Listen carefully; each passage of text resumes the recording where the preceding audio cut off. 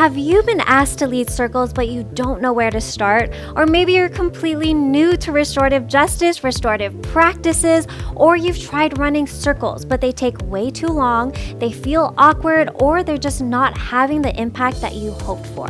If any of this sounds familiar, this free training is a great fit for you. In this short, self-paced course, you will learn step-by-step guidance on how to confidently design effective and meaningful circles. You'll also discover how to choose and use talking pieces and create centerpieces that reflect your unique community, while being respectful of the indigenous influences and roots of these tools. You'll also learn how to ensure that your circles finish on time, whether they're 30 minutes, 3 hours, or even a full day retreat.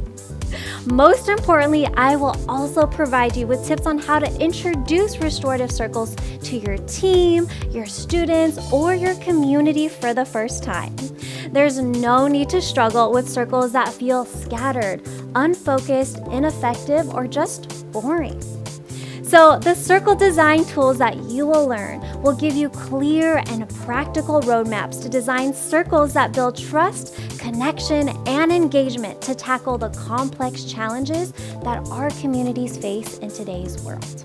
If you're a teacher, a school counselor, a manager, a nonprofit leader, or a community organizer struggling to create real connection and engagement in your circles, or if you've been assigned to guide circles but feel unsure about how to structure them, this free course is perfect for you. It's packed with strategies and insights that will level up your circle design and facilitation skills no matter what your starting point is. Register for the free course now and purchase your CircleUp Education Relationship Building Design Guide using the link below. And share the free registration link with a colleague or even 5.